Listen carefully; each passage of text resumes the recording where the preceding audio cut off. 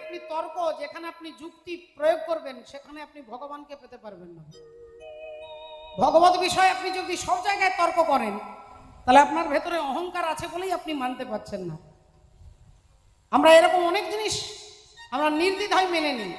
সিগারেটের খাপে লেখা থাকে, পরিষ্কার করে লেখা থাকে এটা ক্যান্সারের কারণ, কিন্তু আমরা নির্দ্বিধায় দেখবেন চারিদিকে সিগারেট খাচ্ছে, বিড়ি খাচ্ছে, তামাকু খাচ্ছে, অথচ ওখানে লেখা আছে ক্যান্সারের কারণ।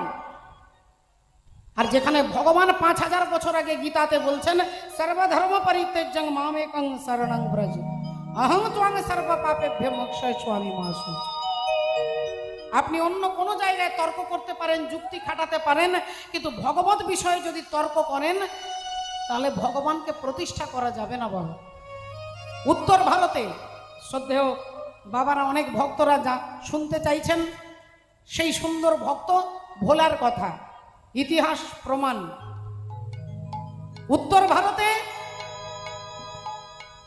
সেই ভোলা বলে গ্রামের লোক তার নাম দিয়েছে ভোলা। তার নামটা কি কেউ বলতে পারবে না। অযোধ্যায় গেলে তাকে সবাই কি বলে? আঢাইয়া মহারাজ। আঢাই, ঢাই মানে আড়াই। 2.5 কেজি আটার রুটি প্রতিদিন খেতেন বলে সমস্ত সাধুরা তাকে আঢাইয়া মহারাজ বলতেন। সেই তার পূর্বে নাম ছিল ভোলা। তার মা নেই, বাবা নেই, স্ত্রী পুত্র দাদা দিদি কেউ নেই। কারোর গ্রামে যদি বিয়ে বাড়ি হতো, বিনা নেমন্তন্নে চলে যেত।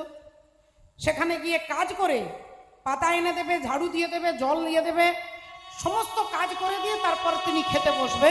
কিন্তু সমস্যা হলো একটাই, সে যদি খেতে বসে কমপক্ষে 70 থেকে 80টা লুচি খাবে, 100 থেকে 150টা রসগোল্লা খাবে, তারপরে তরকারি টরকারি ইত্যাদি তো রয়েছে বাবা। কেউ ভয়ে তাকে নেমন্তন্ন করে না। মনের দুঃখে একদিন ভোলা গ্রাম ছেড়ে চলে যাচ্ছে। যেতে যেতে যেতে মনের দুঃখে যাচ্ছে যে কেউ তাকে ডাকে না, কেউ তাকে খেতে দেয় না। তাই ঘর বাড়ি সম্পত্তি সব ছেড়ে দিয়ে আর ভোলা সোজা হাঁটতে হাঁটতে চলে যাচ্ছে। আর চলে যাচ্ছে, হঠাৎ এমন সময় দেখতে পেলেন দূরে একটা ঘন্টা বাজছে। ঘন্টার শব্দটা শুনে ভোলা ভেতরে এলেন। আর ভেতরে এসে মন্দিরে এসে দেখে এক বাবাজি নামের মালা নিয়ে জপ করছে। বাবাজির পা দুটো ধরে বললেন, বাবাজি, ও বাবাজি, আমাকে আপনার আশ্রমে থাকতে দেন না বাবাজি, আপনার আশ্রমে থাকতে দেন না। আমি আপনার আশ্রমে সব কাজ করে দেব। আমি ঝাড়ু দিয়ে দেব, আমি বাসন মেজে দেব, আমি কাপড় কেচে দেব, আমি বাজার করে দেব, আমি কাঠ কেটে এনে দেব, আপনি যা বলবেন আমি তাই করব বাবাজি, শুধু আপনার আশ্রমে আমাকে থাকতে দেন না বাবাজি। তা বাবাজি বললেন, ঠিক আছে, তুই যখন কাজ করবি তা কত টাকা দিতে হবে? বাবাজি 1 টাকাও দিতে হবে না, শুধু পেট ভরে খেতে দিলেই চলবে। হরি বল, জয় রাধা, হরে কৃষ্ণ। ও এ তো ভোলার ভাই এসে বসে আছে। আমি ভাবছি, হঠাৎ করে ভাবছি কি হলো। হ্যাঁ, আরেক ভোলা। তা বাবা ঠাকুর এখন সে বলছে কোনো টাকা দিতে হবে না, পেট ভরে খেতে দিলেই চলবে। তা বাবাজি বললেন, চল তুই কত খাবি, আমি তোকে নিজের হাতে খেতে দেবো। সকাল থেকে উঠে ভোলা সব কাজ করে, আর গুরু বাবা কি করে, তাকে নিজে আসন পেতে তাকে নিজের হাতে খেতে দেয়। কত লুচি খাবি খা, কত সুজি খাবি, কত পরমান্ন খাবি, সমস্ত নিজের হাতে সেবা করতে দেয়। ভোলা আনন্দে পেট ভরে খায় আর মনের আনন্দে কাজ করে। এভাবে 2 দিন 4 দিন 10 দিন 12 দিন 14 দিন পেরিয়ে গেছে। আর এদিকে দেখতে দেখতে মাসে 2টো একাদশী। এখন 2টো একাদশী, এখন আশ্রমে সবাই একাদশীর দিনে রান্নাঘরের তালা বন্ধ করে সব নির্জলা একাদশী করে। এখন রান্না বান্না সব বন্ধ। ভোলা সকাল থেকে কাজ করে যাচ্ছে আর একবার করে রান্নাঘরটা দেখছে তালা বন্ধ। এখন বারবার দেখছে তালা বন্ধ। এবার ধীরে ধীরে গুরুজির কাছে এসে বলছে, গুরুজি, ও গুরুজি, আজকে কিছু রান্না হবে না? গুরুজি বলে উঠলেন কানে হাত দিয়ে, শ্রী বিষ্ণু শ্রী বিষ্ণু শ্রী বিষ্ণু। হ্যাঁ রে বাবা, আজকে রান্না হবে কি করে? আজ তো নির্জলা একাদশী, আজকে কিছু খেতে নেই রে বাপ। আগে কি বলছেন আপনি? বলেন আজকে ভাত টাত এসব খাওয়া যাবে না, জলটা পর্যন্ত খাওয়া যাবে না। আজকে নির্জলা একাদশী, জল খাওয়া যাবে না। যেই এ কথা বলেছে, ভোলা সঙ্গে সঙ্গে বলছে, গুরুজি ঠিক আছে, আজকে সারাদিন জল খাবো না, শুধু পেট ভরে ভাত খেলেই চলবে। গুরুজি অমনি গালে একটা ঠাস করে চড় মেরে বললে, এই পাজি হতচ্ছাড়া ছেলে, আরে জল খাওয়া যাবে না বলে কিনা ভাত খেলে চলবে, আজকে নির্জলা একাদশী, এক ফোঁটা জল পর্যন্ত খাওয়া যাবে না। যেই এ কথা বলেছে ভোলা সঙ্গে সঙ্গে পায়ে ধরেছে, গুরুজি আমি মরে যাব, গুরুজি আমি মরে যাব, আমি না খেয়ে থাকতে পারি না গুরুজি, আমার দ্বারা হবে না গুরুজি, আমি না খেয়ে থাকতে পারবো না গুরুজি, আমার কিছু একটা খাবারের ব্যবস্থা করে দেন। আচ্ছা ঠিক আছে, আপনি ভাত দেবেন না, আপনি চিড়ে বলে চিড়েও চলবে না, মুড়ি বলে তাও চলবে না, না তাহলে আপনি একটা কিছু খাবারের ব্যবস্থা করে দিন গুরুজি, আমি না খেয়ে থাকতে পারি না গুরুজি। তা গুরুজি বললেন, ঠিক আছে ঠিক আছে, তুই নতুন এসেছিস, তোকে ধীরে ধীরে নিয়মটা শিখতে হবে, তোকে 250 আটা দিচ্ছি, 250 আলু দিচ্ছি, একটু ঘি দিচ্ছি, একটু গুড় দিচ্ছি, রুটি করবি, আলু সেদ্ধ করবি, ঘি মাখাবি, গুড় দিবি, তুলসী পত্র দিয়ে রামচন্দ্রকে নিবেদন করে তারপরে তুই খাবি দেয়া, তবে রুটি এই আশ্রমে হবে না, ওই জঙ্গলে চলে যা।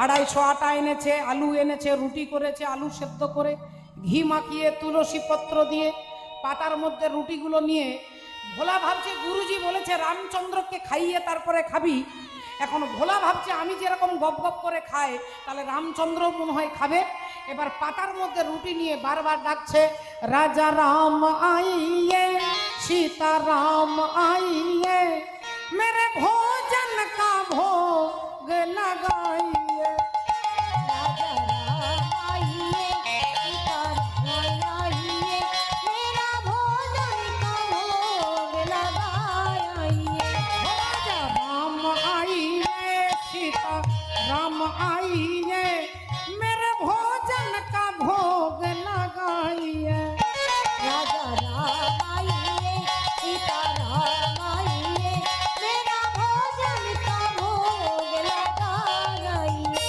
ओ मेरे भोजन का भोग लगाइए, मेरा भोजन का भोग लगाइए, मेरे भोजन का भोग लगाइए, ओ राजा राम आइए सीता राम आइए मेरा भोजन का भोग लगाइए, राजा राम आइए सीता राम आइए मेरा भोजन का भोग लगाइए। 15 মিনিট ধরে ডাকাডাকি করলো, কান্নাকাটি হলো, কিছুতেই ভগবান আসছে না, এবার কেঁদে কেঁদে বলছে তোমার জন্য কি আমি না খেয়ে মরবো নাকি, আর যেই কাঁদতে শুরু করেছে ওমা 40 মিনিট পরে ভগবান রামচন্দ্র সীতা দেবীকে নিয়ে চলে এসেছে। ভোলা বলে উঠলো, কি ব্যাপার, তোমাকে একা ডেকেছি, তুমি তোমার বউকে এনেছো কেন? এই কটা রুটি যদি 3 জনে মিলে ভাগ করে খাই আমার পেট ভরবে, ভাল লাগে না, তোমাকে একা ডেকেছি, তুমি আবার তোমার বউকে ডাকতে গেলে কেন? ঠিক আছে ঠিক আছে, আমার একটু মেজাজ গরম হয়ে যায়, তুমি কিছু মনে করো না, এবারে না হয় তোমার বউকে নিয়ে এসেছো, পরের বারে কিন্তু আনবে না, আজকে আমরা 3 জনে মিলে ভাগ করে খাচ্ছি, পরের বারে কাউকে আনবে না, শুধু তুমি আসবে, কেমন? এখন 3 জনে মিলে সেবা করেছে, সেবা করে ভগবানকে হাত ধুয়ে দিয়েছে, ভগবান সীতা দেবীকে নিয়ে চলে যাচ্ছে। ভোলা বলছে পরের একাদশীতে তাড়াতাড়ি আসবে, এত ডাকতে যেন না হয়। ভোলা চলে এসেছে, দেখতে দেখতে আরো 14 দিন পরে আবার একাদশী। গুরুজির কাছে গেছে, গুরুজি গুরুজি আজকে একাদশী। হ্যাঁ তা কি হয়েছে? গুরুজি আটা দিতে হবে। ও তোকে আবার আটা দিতে হবে? তা আটা দিতে হবে, কত আটা দিতে হবে বল? না গুরুজি বেশি বলবো না, আগের বারে 250 দিয়েছেন, এবার 3.5 কেজি দিলেই হবে। গুরুজি বললেন 250 থেকে 3.5 কেজি এক ধাক্কায় বেড়ে গেল কেন? গুরুজি কুলোচ্ছে না তো, কিছুতেই ঘুরছে না, তো মহা মুশকিল, তোর সঙ্গে আমি নাম জপ করবো না তোর সঙ্গে তর্ক করবো, যা যা নিয়ে যা 3.5 কেজি আটা নিয়ে নে, যা 1.5 কেজি আলু নিয়েছে আর 3.5 কেজি আটা নিয়েছে, রুটি করেছে আলু সেদ্ধ করে, আবার রামচন্দ্রকে ডাকছেন। আবার ঠিক 30 মিনিট পরে ভগবান রামচন্দ্র সীতা দেবী সঙ্গে হনুমানকে নিয়ে চলে এসেছে। ভোলা বললেন আচ্ছা কি ব্যাপার, তুমি কি আমার ভাষাটা বুঝতে পারছো কি পারছো না? তোমাকে আমি একা ডাকছি আর তুমি এক একজন করে ক্যান্ডিডেট বাড়িয়ে দিচ্ছ, বলি ব্যাপারটা কি? এই কটা রুটি এবার 4 জনে মিলে ভাগ করে খেলে হবে? তুমি না কোনো ভাষা বুঝতে চাও না। আবার একটুক্ষণ বলে বলে, এই তুমি না রাগ করে না, তুমি না কি সুন্দর দেখতে, কি সুন্দর তোমার চোখগুলো, তোমার কি সুন্দর হাসিটা, আচ্ছা ঠিক আছে, তুমি এবারে এনেছো, কিন্তু তুমি মনে হয় ভুলে গেছো, পরের বারে কিন্তু কাউকে আনবে না বলে দিচ্ছি। আজকে 4 জন মিলে সবাই সেবা করেছে, হাত ধুয়ে চলে গেছে, ভগবান চলে গেছে, ভোলাও চলে এসেছে। দেখতে দেখতে আবার পরের একাদশী গুরুজির কাছে দাঁড়িয়েছে। গুরুজি গুরুজি গুরুজি, ও গুরুজি। কিরে, কি হয়েছে এত হাসি খুশি? গুরুজি আজকে একাদশী। হ্যাঁ তাই একাদশী। গুরুজি আটা দিতে হবে। ও, তোকে আবার আটা দিতে হবে? হ্যাঁ, যা ভাড়ার ঘর থেকে নিয়ে নেয়। কত আটা নিবি? আগে গুরুজি এবারে বেশি বলবো না, 7.5 কেজি দিলেই হবে। গুরুজি রেগে গিয়ে মেজাজে বলছে, তুই একাদশী করছিস না আটা ধসি করছিস? তোর আটার পরিমাণ দিন দিন বেড়ে যাচ্ছে। আগে গুরুজি বলছি তো কুলোচ্ছে না, কিছুতেই পেট ভরছে না। গুরুজি বললেন, আমার মেজাজ খারাপ করে দিস না, জানিয়ে নে। 7.5 কেজি আটা নিয়েছে, 5.5 কেজি আলু নিয়েছে।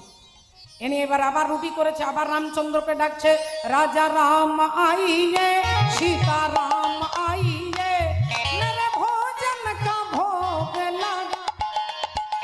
राजा राम आइए सीता राम आइए मेरा भजन का भोग लगाइए। राजा राम आइए सीता राम आइए मेरा भजन का भोग लगाइए। অমনি ভগবান 25 মিনিট পরে ভগবান রামচন্দ্র, সীতা দেবী, হনুমান সঙ্গে লক্ষণকে নিয়ে চলে এসেছে। ভোলা মনে মনে রেগে আছে আজকে, কিন্তু কিছুই বলছে না। আচ্ছা, তুমি এক একজন ক্যান্ডিডেট বাড়িয়ে যাচ্ছ, তুমি কি ভাবছো আমি বোকা না? আজ আমি কিচ্ছু বলবো না, পরের একাদশীতে তোমার মজা দেখাবো।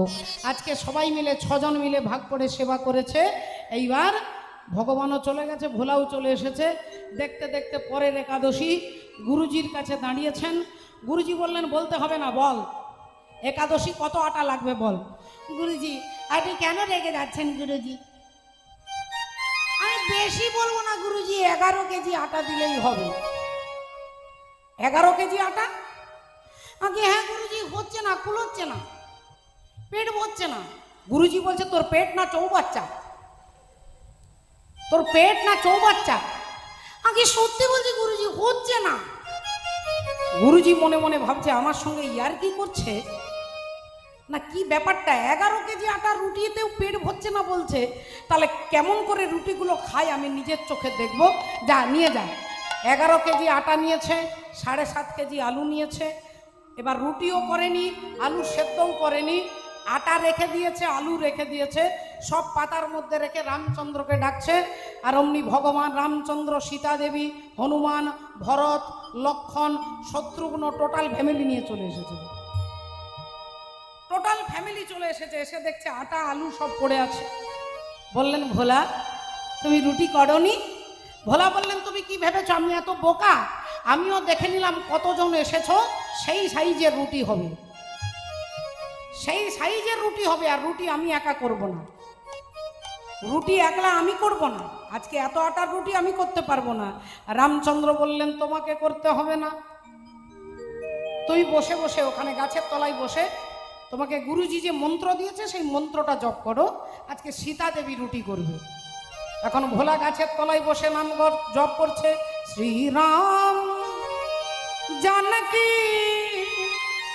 बैठे हैं मेरे सीने में, श्री राम जानकी बैठे हैं मेरे सीने में।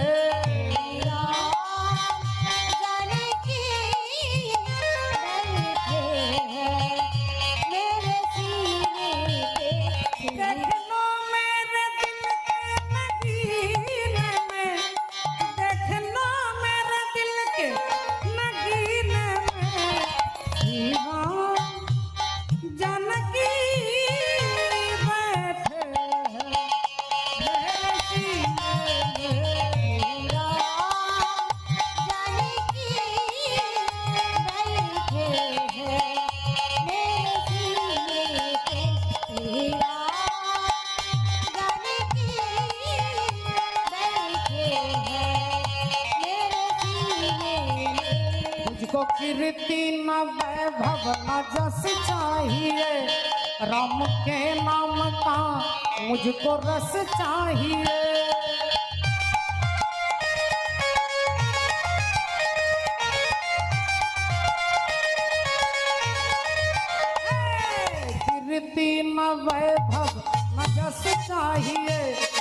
नाम के नाम का मुझको रस चाहिए सुख मिले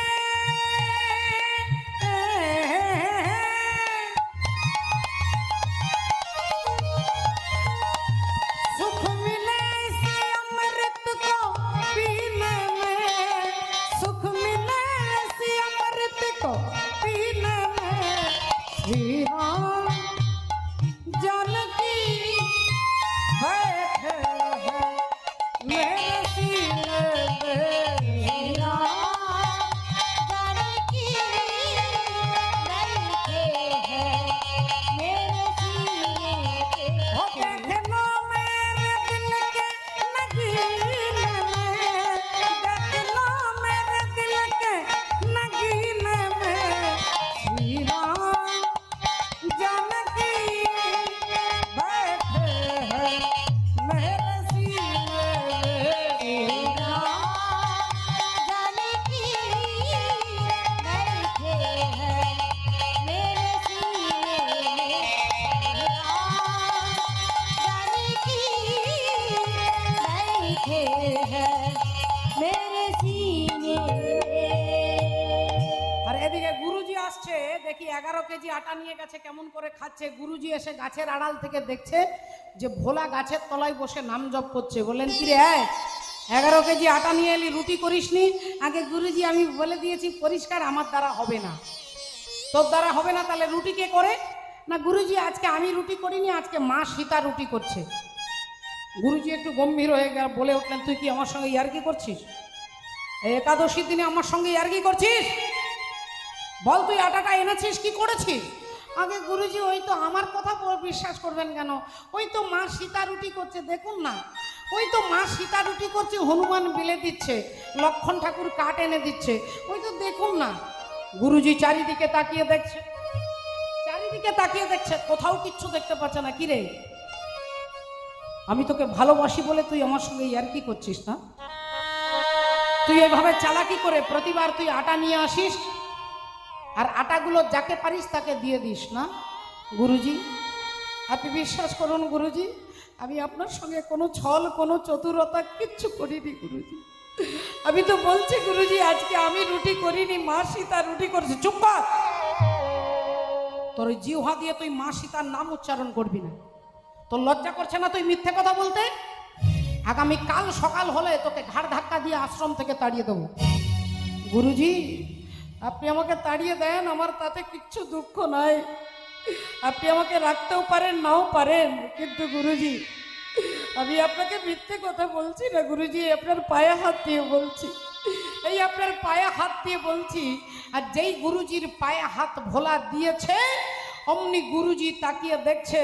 দেখে স্বয়ং ভগবান দাঁড়ায়ে আছে দেখে স্বয়ং ভগবান দাঁড়ায়ে আছে স্বয়ং ভগবান দাঁড়ায়ে আছে ও যে সীতা দেবীকে বামে লয়ে স্বয়ং ভগবান দাঁড়ায়ে আছে ও গো সীতা দেবীকে সঙ্গে লয়ে স্বয়ং ভগবান দাঁড়ায়ে আছে। গুরুদেব বললেন ওরে যুগ যুগ ধরে শাস্ত্রে ইতিহাস সর্বত্র বলছে গুরু শিষ্যকে ঈশ্বর দর্শন করায় এ তো আমি এমন একজন গুরু যে শিষ্যের কৃপাতে ঈশ্বর দর্শন করলাম যেই ভোলা ছুঁয়ে দিল অমনি গুরুদেব ভগবানকে দেখছেন কিসের জন্য বাবা ভোলা খুব ভালো বেদ পাঠ করতেন খুব ভালো মন্ত্র জানতেন না বিশাল পাণ্ডিত্য ছিল বলে কিছুই ছিল না মনের মধ্যে অগাধ বিশ্বাস ছিল আর সরল মন ছিল এই মন সরলতার জন্য পরমাত্মা হরি তার কাছে এসে ভগবান গুড় রুটি খেয়ে সেবা করে গেছেন কেন কারণটাই হচ্ছে তার তীব্র বিশ্বাস আপনাদের কাছে যে ঘটনা বললাম সেই ঘটনার ঐতিহাসিক প্রমাণ আছে আঢাইয়া মহারাজ বলে আপনারা সার্চ করবেন দেখতে পাবেন এখনো তার সমাধি রয়েছে অযোধ্যায় বাবু তাই লালা বাবু বৈরাগ্যের আগুনটা ধীরে ধীরে প্রজ্বলিত হচ্ছে, পায়ে হেঁটে কাছারি ঘরে যাচ্ছে। মন তার কাছারি ঘরে নেই, মন তার সংসারে নেই, মন তার বিষয়ে নেই, কিন্তু যেতে হবে একটা কোথাও একটা কর্তব্যের বাধা তাকে ঠেলা দিচ্ছে। তাই লালাবাবু হাঁটতে হাঁটতে কাছারি ঘর যাচ্ছে। এমন সময় একটা ছোট্ট ধোপার মেয়ে, কাপড় কাচা যাদের ব্যবসা, যাদের জাতিগত ব্যবসা কাপড় কাচা, সেই ধোপার মেয়ে, বাচ্চা মেয়ে, 5 বছরের মেয়ে, সেই 5 বছরের মেয়েটা তার বাবাকে ডাকতে ডাকতে যাচ্ছে, ও বাবা,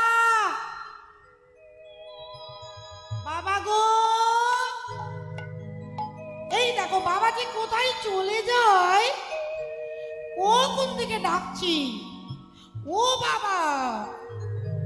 দেখ বাবা শুনতেই পাচ্ছে না। আর তার মিষ্টি কণ্ঠস্বর লালাবাবু শুনে তিনি দাঁড়িয়ে গেছেন।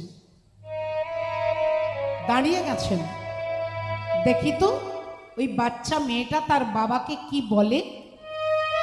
আর ধোপার মেয়ে রজক কন্যা তার বাবাকে খুঁজে পেয়ে বললেন, বাবা তুমি এইখানে বসে আছো, তোমাকে কখন থেকে ডাকছি। ও বাবা, মা বলছে বেলা চলে যায়, বাসনায় আগুন দিতে হবে। বেলা চলে যায়, বাসনায় আগুন দাও। 5 বছরের মেয়ে কথা গুছিয়েও বলতে পারে না, আর বানিয়েও বলতে পারে না। যেটুকু শুনেছে বুঝেছে সেইটুকু তার বাবাকে বলছে, বাবা বেলা চলে যায়, বাসনায় আগুন দাও। আর একই কথাটা লালাবাবু দূর থেকে শুনলেন যে তোমার জীবনের বেলা চলে যায়, তোমার কামনা বাসনায় আগুন দাও। আমার বাসনা তেজিয়ে দাও হে প্রভু, ও গো দয়াময়। আমার বাসনাতে দিয়ে দাও গো প্রভু, ও গো দয়াময়। আমার বাসনা তেজিয়ে দাও হে দয়াল, ও গো দয়াময়।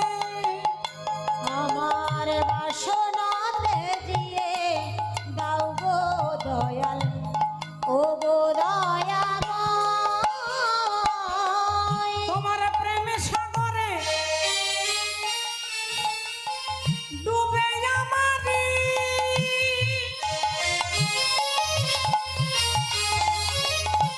ও গো শীতল করো এ হৃদয়। তোমার প্রেমে সাগরে, তোমার প্রেমে সাগরে ডুবে হৃদয়, শীতল করো মন। বাসনা তেজিয়ে দাও হে দয়াল, ও হে দয়াময়। আমার বাসনাতে দিয়ে দাও হে দয়াল, ও গো দয়াময়।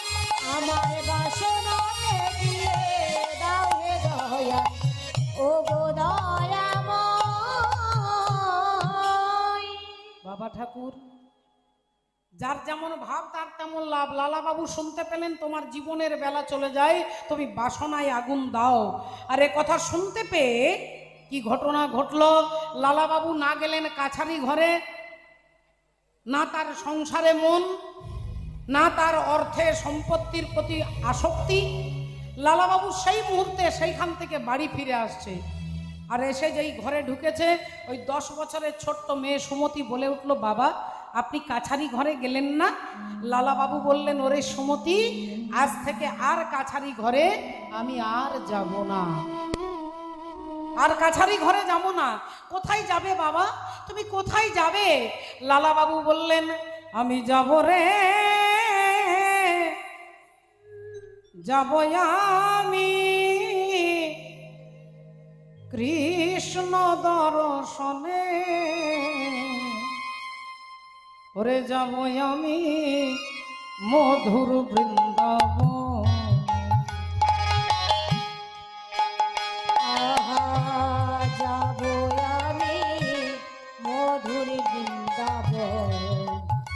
আমি মধুর বৃন্দাবন। আমি যাব রে,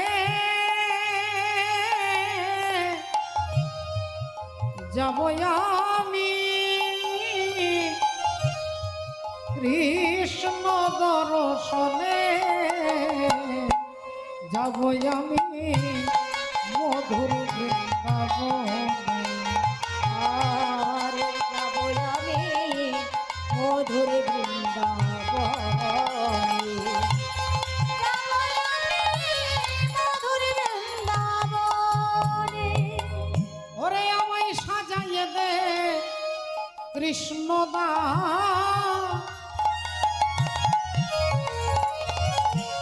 আর মনে আমার এই অভিলাষ সাজায়ে দে কৃষ্ণ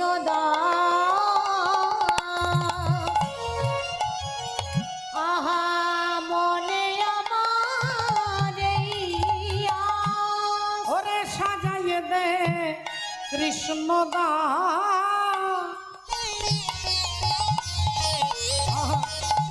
ওরে মনে আমার এই অভিলাষ, আহা সাজায়ে দে কৃষ্ণ মনে আমার এই অভিলাষ। তবে হবে বৃন্দাবনে আমি যাব বৃন্দাবনে। আহা হবে বৃন্দাবনে যাব বৃন্দাবনে। ওরে রইল সাধের জমিদারি,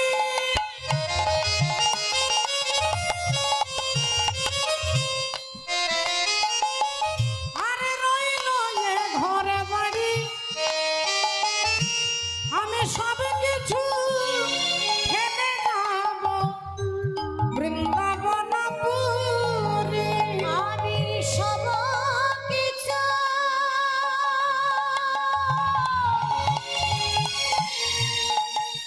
আমি ফেলে যাব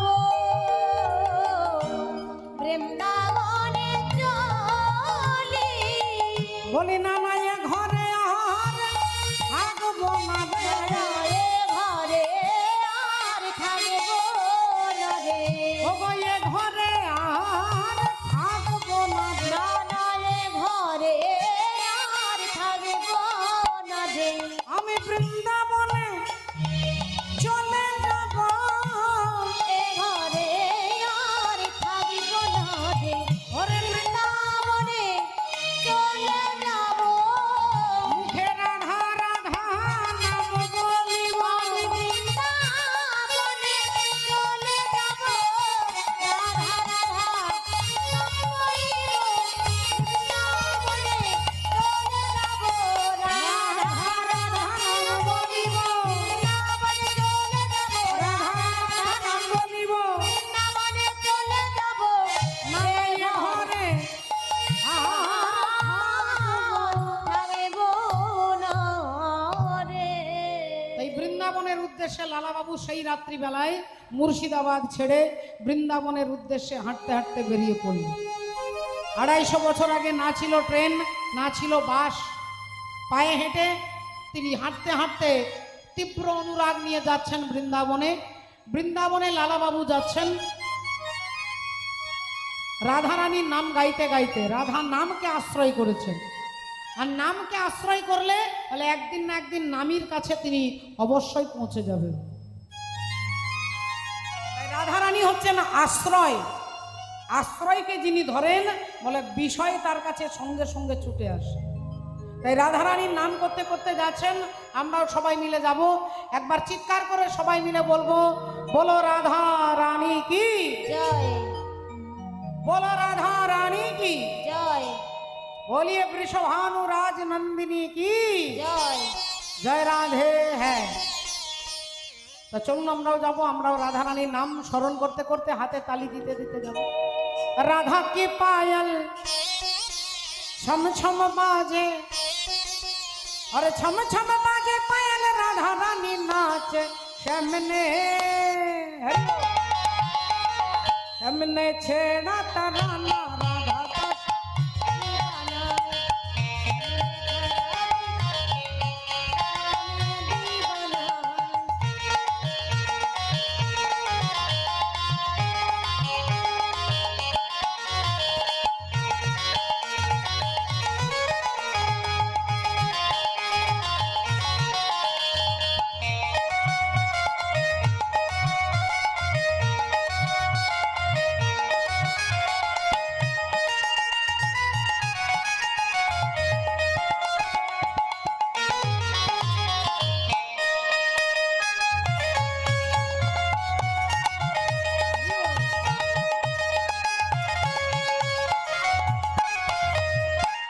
गौर बरन की राधा प्यारी गौर बरन की राधा प्यारी गौर बरन की राधा प्यारी गौर बरन की राधा प्यारी गौर बरन की राधा प्यारी और सावली सूरत कृष्ण मुरारी सूरत कृष्ण मुरारी सूरत कृष्ण मुरारी प्रेम का मंत्र सुहाना राधा का दीवाना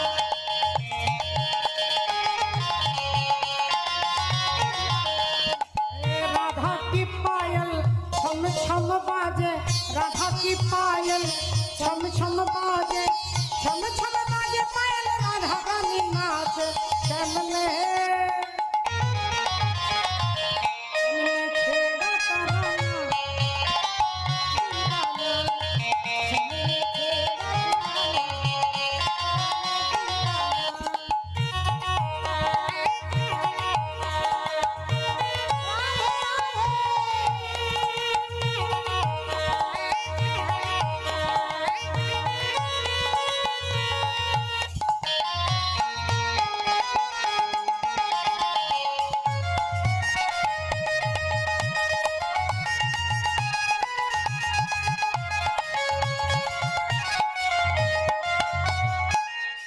गौर बरन की राधा प्यारी गौर बरन की राधा प्यारी राधा जब पायल झनकारे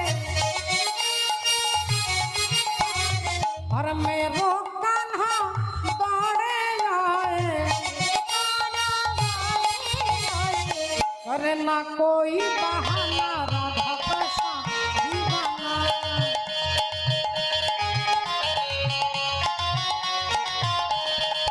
राधा की पायल छम छम बाजे राधा की पायल छम छम बाजे छम छम बाजे पायल राधा रानी नाचे सामने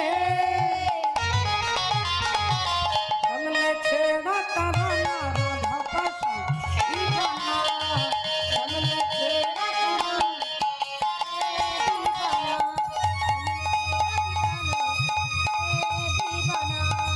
हमने छेड़ा तराना राधा का दीवाना जय जय श्री राम। बोलो राधा रानी की बोलो भगवान कृष्णचंद्र की জয় অনন্ত কোটি ভক্তবৃন্দ কি জয় যারা যারা বসে বসে ঘুমোচ্ছেন তাদের কি জয় এখন ঘুমিয়ে কীর্তন শুনবেন আর কাল সকালে কমিটির ভাইদের কাকাদের বলবেন চৈতালি যে কি কীর্তন করলো কি মা ঘুমিয়ে শুনলে বোঝা যাবে ব্যাপারটা কি হয়েছে দেখুন মা এখন ঘটনা কি ঘটেছে একটু লক্ষ্য করে দেখুন এক কোটিপতি ব্যক্তি ছিলেন কোটি কোটি টাকার মালিক কিন্তু কোনোদিন সাধু সেবাতে তীর্থে ভগবত সেবায় ভক্ত সেবায় 1 টাকাও তিনি কোনোদিন দেননি বাবু কোনোদিন সারা জীবনে 1 টাকাও তিনি দেননি কাউকে সাহায্য করেননি ওমা এখন কি হয়েছে দেখুন পাড়াতেই কীর্তন হচ্ছে তার স্ত্রী তাকে রেগে রেগে বলছে বলি হ্যাঁ গো বলি পাড়ায় কীর্তন হচ্ছে একটু কীর্তন শুনতে যেতে পারো না এখন স্ত্রী 440 ভোল্টেজে কথা বলছে তার স্বামী বলল তাহলে যাই একটু পাড়ায় একটু 10 মিনিট কীর্তন শুনে আসি কোনোদিন যাই না তো আজকে একটু যাই 10 মিনিট বসবো তারপর ঘরে গিয়ে ঘুমিয়ে পড়বো এখন তিনি এসেছেন ভদ্রলোক প্যান্ডেলে যেই ঢুকছে আপনার মতো অগণিত ভক্ত সে কখনো প্যান্ডেলে আসে না সবাই ডাকছে, আসুন দাদা, আসুন আসুন দাদা, আসুন। এখন তাকে ভেতরে ডেকেছে, একজন নিজের আসনটা ছেড়ে দিয়ে বলছে, দাদা এখানে বসুন, এখানটায় বসুন, এখানটায় বসুন। এখন তিনি যথারীতি দিব্যি বসেছেন, খুঁটিতে হেলান দিয়েছেন, কীর্তনিয়া কীর্তন শুরু করবে। শুরু করবার আগে তার আগে থেকে ঘুম শুরু হয়ে গেছে মা। এখন তিনি খুঁটিতে হেলান দিয়ে চোখ বন্ধ করে দিব্যি নাক ডেকে ঘুমোচ্ছে। এদিকে 3 ঘন্টা পেরিয়ে গেছে, 3.5 ঘন্টা পেরিয়ে গেছে, কীর্তনিয়া কীর্তন শেষ করে চলে গেছে, ভক্তরা যে যার উঠে চলে যাচ্ছে, সবাই উঠে চলে যাচ্ছে। এখন যার আসনটাতে বসেছে সেই ভদ্রলোক শুধু বসে আছে, কখন ঘুমটা ভাঙবে, ঘুম ভাঙাতেও পারছে না। কোটিপতি ব্যক্তি যদি রেগে যায়, চুপ করে বসে আছে। যেই ঘুমটা ভেঙেছে উনি আসনটা নিয়ে বলছে, দাদা এবারে যান, কীর্তন শেষ, যান, কীর্তন শেষ হয়ে গেছে। এখন ভদ্রলোক 3 ঘন্টা পরে যখন বাড়ি আসছে, স্ত্রী ভাবছে তাহলে ভালো কীর্তন শুনেছে, এতক্ষণ ছিল। বলি, হ্যাঁ গো, কি পালা হলো গো? বলো, ওখানে 3 ঘন্টা ছিলাম, 3 ঘন্টায় 3টে কথা শুনেছি। কি শুনেছ? বলে, আসুন বসুন আর যান, আসুন বসুন যান। বলে, 3 ঘন্টায় এই 3টেই কথা শুনলে? বললেন হ্যাঁ। স্ত্রী বুঝতে পেরে গেছে যে 3 ঘন্টা তুমি কিভাবে কাটিয়েছো। তার স্ত্রী রেগে গিয়ে পাশ ফিরে শুয়ে পড়েছে। বললেন, আমি কি করব, আমার তো ঘুম আসছে না। বলে, তুমি এক কাজ করো, যে 3টে মন্ত্র শুনে এসেছো না, ওই 3টে মন্ত্র বিছানায় বসে জপ করো। রেগে রেগে বলে দিয়েছে। এ ভাবছে 3টে সোজা মন্ত্র, আসুন বসুন যান। তাহলে মন্ত্র যখন বলতে বলছে, ঘুম যখন আসছে না, এই মন্ত্রটাই বসে বসে বলি। আর তিনি বলে চোখ বন্ধ করে বিছানায় বসে আসুন বসুন যান, আসুন বসুন যান, এই মন্ত্র বলতে শুরু করেছে। ঠিক রাত্রি 2:30 বাজে 6টা চোর ঢুকেছে বাবু। আর 6টা চোর জানালা ভেঙেছে, দেয়াল পার হয়েছে, শীত কেটেছে, ভেতরে গেছে, কাঁচের জানালা ভেঙে ভেতরে গিয়ে আর পা টিপে টিপে ধীরে ধীরে অন্ধকার ঘরে যাচ্ছে। আর ইনি যে ঘরে বসে আছে, ঘরের পাশ দিয়ে পেরোচ্ছে, ইনি তখন মন্ত্র বলছে, আসুন আসুন আসুন। চোরেরা ভয় পেয়ে গেছে। হ্যাঁ হ্যাঁ রে, এ তো আমাদের আসুন বলছে। বললো, তাহলে এক কাজ কর, যেভাবে ঢুকেছিলি সেভাবে সোজা ব্যাকে পালিয়ে চল, আজকে আর হবে না, সেভাবে পালা। আর যেই তারা পিছনে যেতে যাবে, ইনি বলছেন, বসুন বসুন। ভাবছে নিঘাত আমাদের চিনতে পেরে গেছে, এবার থানাতে গিয়ে পুলিশকে গিয়ে হরি বল আমাদের নামে FIR দায়ের করবে, আর আমাদের ধরে নিয়ে যাবে। বলো, তাহলে কি হবে? চিনে যখন ফেলেছে, বলো যত টাকা পয়সা যার যার ঘরে চুরি করেছিস সব এর পায়ের কাছে রেখে দিয়ে পালা। সব টাকা পয়সা রেখে দিয়ে এরা যেই পালাতে যাবে, ইনি চোখ বন্ধ করে মন্ত্র বলছে, যান যান যান যান যান। এরা তো চলে গেছে। ওমা সকাল 5টার সময় চোখ খুলে দেখছে টাকা পয়সা সব পায়ের কাছে পড়ে আছে। তার গিন্নিকে, স্ত্রীকে ডাকছে, দেখো একদিন মন্ত্র জপ করেছি, একদিন কীর্তন শুনেছি, একদিনেই সিদ্ধি লাভ করে গেছি, কত টাকা পয়সা দেখো আমার পায়ের কাছে। আর গিন্নি তখন দেখছে দরজা ভাঙা, জানালা ভাঙা, কাঁচ ভাঙা, দরজা খোলা আছে, তাহলে নিশ্চয় ডাকাত এসেছিল। তখন গিন্নি উঠে বলছে, আচ্ছা স্বামী, মিথ্যে 3টে মন্ত্র জপ করে রাত্রি জেগে ওই 3টে মন্ত্র জপ করেছো, এটা ভেবে তোমার আশেপাশের চোর যদি তোমার কাছে আত্মনিবেদন করে, তাহলে যদি কীর্তনের মূল মন্ত্রটাকে বুঝে যদি জপ করতে পারতে, তাহলে তোমার বাইরের চোর নয়, তোমার ভেতরে যে 6টা চোর আছে, কাম ক্রোধ লোভ মোহ মদ মাৎসর্য, এরা তোমার কাছে আত্মনিবেদন করতো। এই 6টা চোর আত্মনিবেদন করতো। জয় রাধে রাধে ভক্তমণ্ডলী, ভক্তিমতী মায়েরা। এই কারণে মহাজন কি বলছে, এ মনে বাবলা গাছের কষ লেগেছে, ও গুরু ধুয়ে দাও জ্ঞান সাবানে, গুরু আমার মনের ময়লা যাবে কেমনে।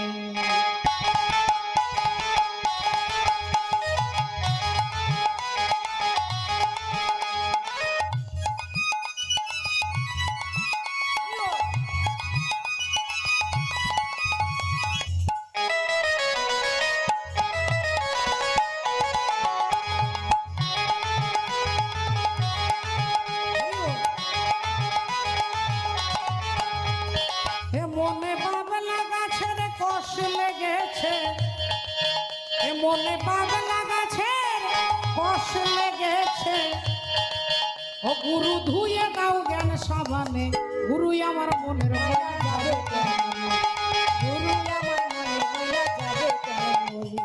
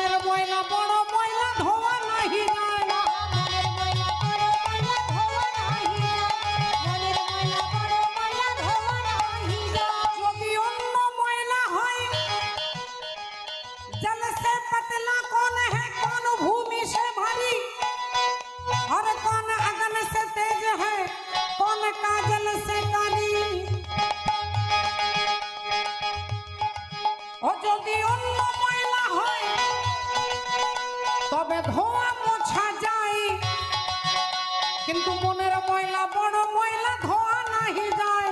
মনের ময়লা বড় ময়লা ধোয়া নাহি যায়, মনের ময়লা বড় ময়লা ধোয়া নাহি যায়। ও যার কুক্ষণে হয়েছে জনম, ও যার কুক্ষণে হয়েছে জনম, আহা, ও কথা কই কই সত শোনে না, গুরুই আমার মনে গুরু আমার মনের ময়লা যাবে কেমনে? এ মনে বাব লাগাছে, এ মনে বাব লাগাছে রে কষ লেগেছে, গুরু ধুয়ে দাও জ্ঞান সাবানে, গুরুই আমার মনে ময়লা যাবে কেমনে? গুরু আমার মনের ময়লা যাবে কেমনে? গুরু আমার মনের ময়লা যাবে কেমনে? গুরু আমার মনের ময়লা যাবে কেমনে? গুরু আমার মনের ময়লা যাবে কেমনে? গুরু আমার মনের ময়লা যাবে কেমনে?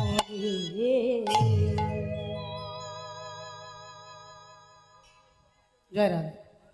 শ্রদ্ধেয় ভক্তমণ্ডলী, ভক্তিবতী মায়ের, তাহলে একটু লক্ষ্য করে দেখুন, আজকে লালা বাবু তিনি বৃন্দাবনের উদ্দেশ্যে বেরিয়ে পড়লেন বাবা।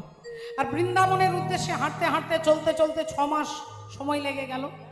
এখন 6 মাস পরে বৃন্দাবনে, তখনকার দিনে বৃন্দাবন চারিদিকে ঘোর জঙ্গল, ঘোর জঙ্গল, কোথাও কোথাও মন্দির। এখনের মতো এত হোটেল, এত ধর্মশালা, এত লজ, এগুলো কিছুই ছিল না। একটা গাছের তলায় চুপ করে লালাবাবু বসে আছে, ভাবছে কি করব, কিভাবে করব, কিভাবে শুরু করব, কিছুই তো জানি না। গালে হাত দিয়ে বসে বসে চিন্তা করছেন।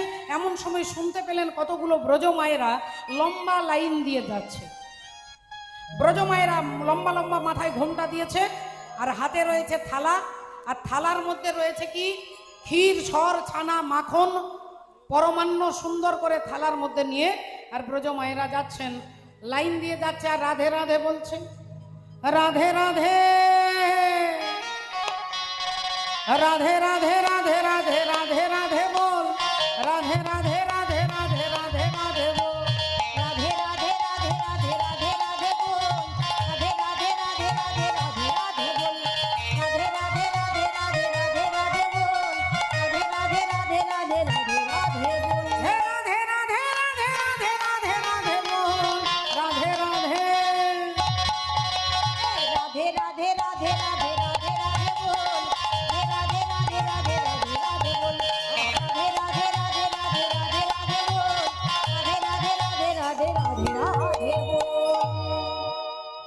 লালা বাবু তাদের সামনে দাঁড়িয়েছে। এই যে ও মায়েরা, একটু দাঁড়ান দাঁড়ান দাঁড়ান, একটু দাঁড়ান না গো, আপনারা কোথায় যাচ্ছেন? ব্রজমায়েরা বললেন, আমরা বাঁকে বিহারীজির মন্দির যা রही हूं, বাঁকে বিহারীর মন্দির যাচ্ছি। বললেন বাঁকে বিহারী কে গো?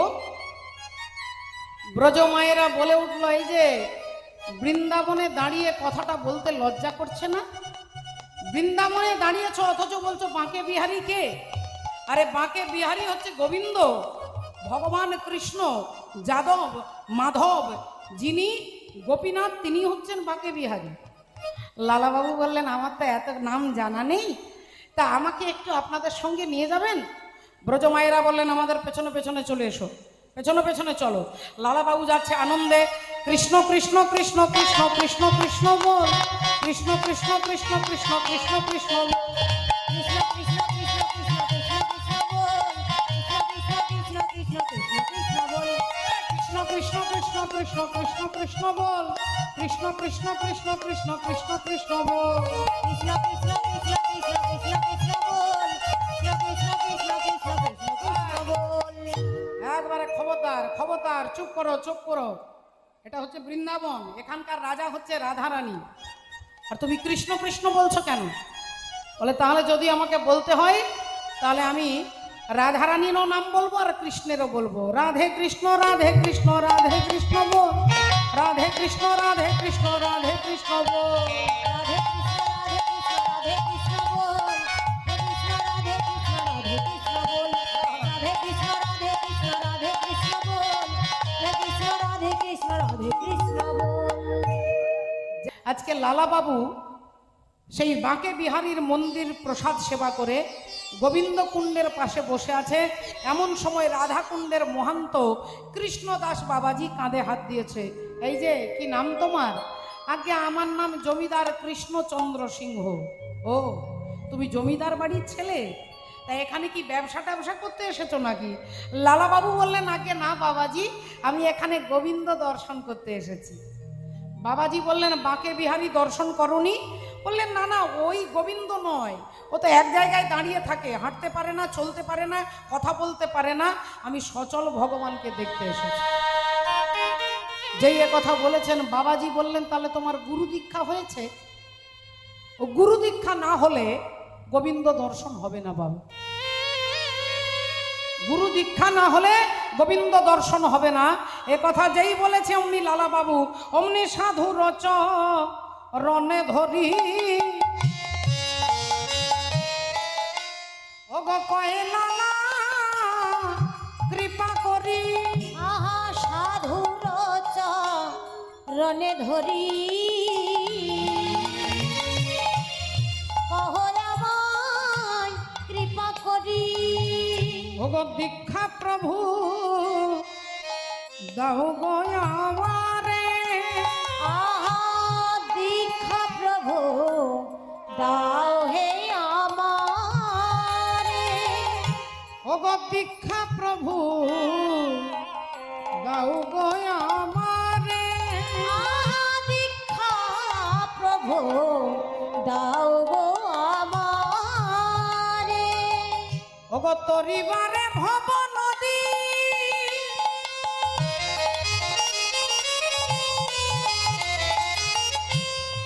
এবারে কৃপা করি তুমি যদি পরিবারে ভব নদী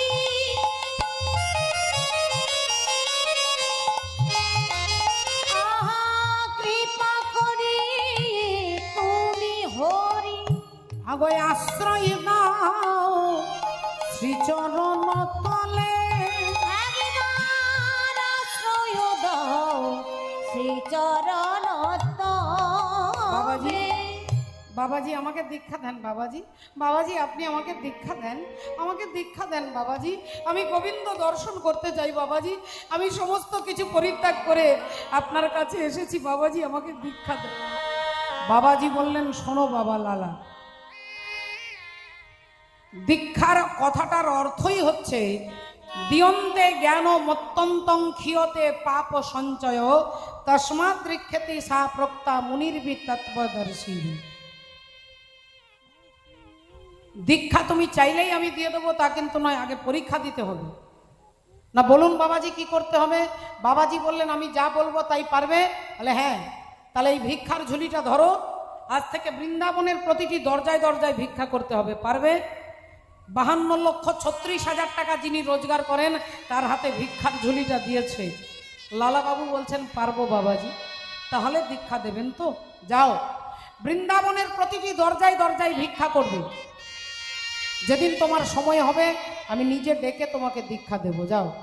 লালাবাবু পরের দিন সকাল থেকে ভিক্ষার ঝুলি নিয়ে দরজায় দরজায় গোটা বৃন্দাবনে নগরে নগরে দরজায় দরজায় ভিক্ষা করে মাগো। এভাবে ভিক্ষা করতে করতে যে চালগুলো পায় কোনো একটা মন্দিরে দেয়, আর সেই মন্দিরের প্রসাদ সেবা করে। এভাবে তার জীবন চলতে শুরু করে। বছরের পর বছর চলে যাচ্ছে। এভাবে বছরের পর বছর, মাসের পর মাস চলে যায়। দেখতে দেখতে এদিকে লালাবাবু স্ত্রী কাত্যায়নী দেবী আর পুত্র নারায়ণ ছেলে বড় হয়ে গেছে। মার ছেলে মিলে লালাবাবুকে খোঁজ করতে এসেছে। বৃন্দাবনে একটা গাছের ছায়ায় দুজনে একটু জিরিয়ে নিচ্ছে। এদিক থেকে লালাবাবু ভিক্ষা করতে করতে যাচ্ছে। দূর থেকে দেখছে একজন ভিখারি আসছে। পুত্র নারায়ণ কি করে ভাববে যে তার বাবাই ভিখারি? স্ত্রী কি করে বুঝবে তার স্বামী ভিক্ষা করছে? ভিক্ষা করতে করতে যখন সামনে এগিয়ে আসছে, তখন ছেলে বাবাকে চিনতে পেরে ছুটে গিয়ে পাগুলো জড়িয়ে ধরেছে। বাবা, বাবা গো, তুমি এত বড় মুর্শিদাবাদ জেলার কান্দির জমিদার, আর তুমি বৃন্দাবনে এসে ভিক্ষা করছো বাবা। কেন বাবা কেন? তোমার কিসের অভাব? তোমার কিসের অভাব? তুমি কিসের জন্য ভিক্ষে করছো? ওরে পুত্র, ওরে নারায়ণ, অভাবে নয় রে বাবা, আমি আমার স্বভাবে ভিক্ষা করছি। অভাবে নয়, স্বভাবে। বাবা তুমি ফিরে চলো বাবা, তুমি মুর্শিদাবাদ জেলায় বড় মন্দির করে থাকবে। বললেন ওরে, আমার দেহে যতক্ষণ প্রাণ থাকবে এই বৃন্দাবন থেকে তুই আমায় নিয়ে যেতে পারবি না, তুই আমায় নিয়ে যেতে পারবি না বৃন্দাবন থেকে। তবে আমি মরে গেলে আমার মরা দেহটাকে নিয়ে যেতে পারিস। পুত্র বললেন বাবা, তাহলে তোমার কাছে আমি আজকে একটা দাঁড়িয়ে ভিক্ষে চাইছি। কি ভিক্ষা? বললেন এই বৃন্দাবনে তোমার গিরিধারীর জন্য একটা মন্দির করতে চাই। লালাবাবু খুব খুশি হলেন, বললেন তুই বৃন্দাবনে মন্দির করবি? লালাবাবুর পুত্র নারায়ণ বৃন্দাবনে যে মন্দির নির্মাণ করে দিলেন, সেই মন্দির আপনারা বৃন্দাবন গেলেই দেখতে পাবেন। লালাবাবুর মন্দির, মন্দিরের নাম হচ্ছে কৃষ্ণচন্দ্রমা। কৃষ্ণচন্দ্রমা জগৎ শেঠের মন্দিরের পাশেই রয়েছে, খুব দূরে নয়। তা লালাবাবুর মন্দির হয়ে গেল, পূজারি রাখা হলো, নিজে সেবা করতে পারে না কারণ গুরু দীক্ষা হয়নি। এভাবে দিন চলতে লাগলো, ধীরে ধীরে একটু একটু করে বয়স বাড়তে লাগলো। লালাবাবু একদিন গিরি গোবর্ধনধারী গোপালের মন্দিরের পাশ দিয়ে যাচ্ছে, এমন সময় মন্দিরে ঘন্টা বাজছে। আর ঘন্টার শব্দটা শুনে লালাবাবু মন্দিরে এসে মনে মনে ভাবছে আজকে এই মন্দিরের একটু প্রসাদ সেবা করব। পূজারি ঠাকুরকে ডাকছে, পূজারি, ও পূজারি ঠাকুর শুনছেন? আমি লালা, আজকে এই মন্দিরের একটু প্রসাদ পেতে চাই। পূজারি ঠাকুর বললেন, শোনো বাবা লালা, তোমার নাম শুনেছি, তুমি জমিদার বাড়ির ছেলে তাও জানি, কিন্তু এখনো তো ভোগ নিবেদন করা হয়নি। যখন সময় হবে নিবেদন করে তারপর তোমাকে প্রসাদটা দেব, ততক্ষণ তুমি কোথায় অপেক্ষা করবে?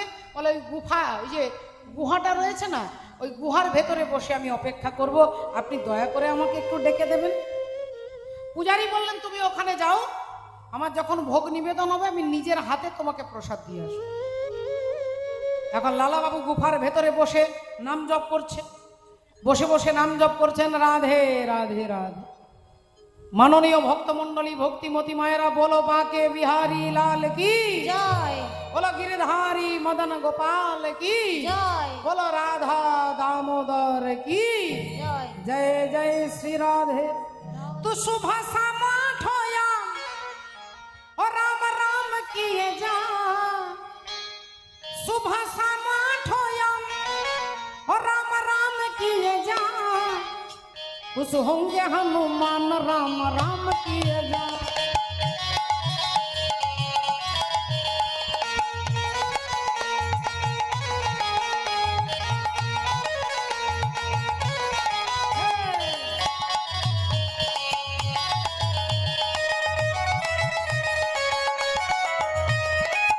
तेरी कृपा से जग में आई, तेरी कृपा से हरि गुण गाई।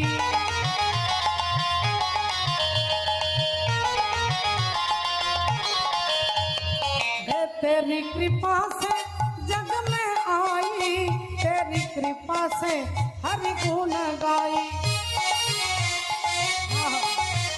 तेरे मिस्री का हर बोल हर बोल किए जा, हर मिस्री का हर बोल हर बोल किए जा, खुश होंगे हनुमान राम राम किए जा, खुश होंगे हनुमान राम।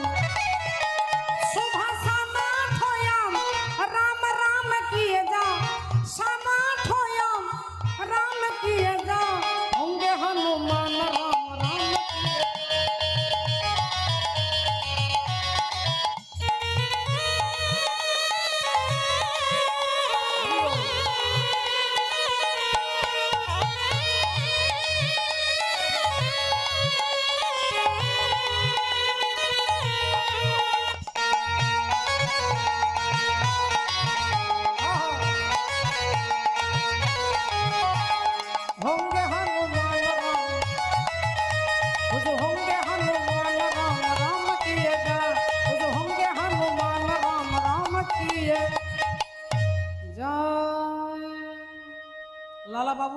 গুফার ভেতরে বসে নাম জপ করছে।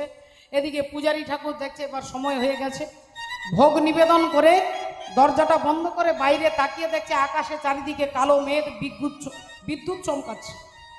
কিছুক্ষণ পরে এমন ঝড় শুরু হলো, এমন বৃষ্টি শুরু হলো যে পূজারী ঠাকুর ভয় পেয়ে গেলেন। ভাবলেন আহারে, বেচারা আমার জন্য প্রসাদ সেবা করবে বলে বসে আছে, এদিকে এমন বৃষ্টি পড়তে শুরু করলো, আমি এই বৃষ্টিতে কিভাবে ভিজে ভিজে প্রসাদ নিয়ে যাব? আর আমি বুড়ো মানুষ, বৃষ্টিতে ভিজলে শরীর খারাপ করতে পারে, এই অনেক রকম চিন্তা ভাবনা করে পূজারী ঠাকুর ভাবছে বৃষ্টিটা বন্ধ হয়ে গেলে যাব। আর এদিকে লালাবাবু তিনি কিছুই জানে না যে বৃষ্টি হচ্ছে না ঝড় হচ্ছে, তিনি গুফায় বসে চোখ বন্ধ করে নাম জপ করছে। আর অমনি যার প্রসাদ সেবা করব বলে এসেছেন সেই গিরিধারী গোপাল ওই পূজারীর মতো কাপড় পরেছে, পূজারীর রূপ ধারণ করে, আর একটা থালা ভেতরে ভোগের প্রসাদের একটা থালা নিয়ে ভগবান আসছে ভিজে ভিজে ভক্তের জন্য প্রসাদ নিয়ে আসছে।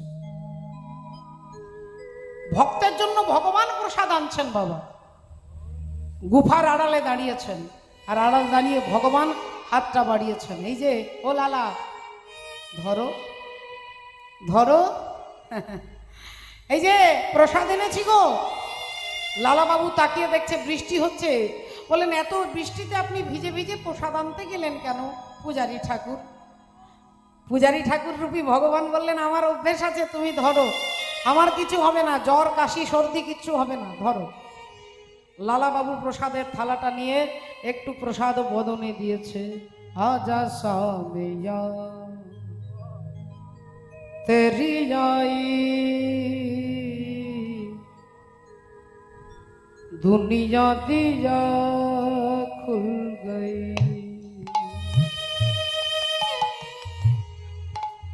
आजा आजा कृष्ण कन्हाई, आजा आजा कृष्ण कन्हाई, दुनिया दिया खुल गई, हो आजा सामिया तेरी आई, दुनिया दिया खुल गई।